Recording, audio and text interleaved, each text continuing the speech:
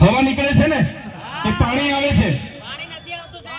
આ વિસ્તારોમાં એટલા બધા પ્રોજેક્ટો થયા કરોડોના, એક પણ પ્રોજેક્ટ આદિવાસી સમાજને ફાયદાકારક નથી થયો. ત્યારે વધારે વાત નથી કહેતો, પણ આ વિસ્તારમાં નર્મદા વિસ્થાપિતો ઘણા મારા સાથીઓ અહીંયા ઉપસ્થિત છે, મારી માતા બહેનો, મારા યુવાનો.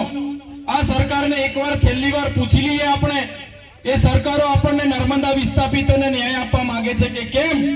અગર આ લોકો ન્યાય આપવા નહીં માંગશે, આવનારા દિવસોમાં અમે આહવાન કરીશું, તમે બધા લોકો નીકળીને આવી જજો, નર્મદા કેનાલ આપણે બંધ કરવા માટે પહોંચી જવું પડશે.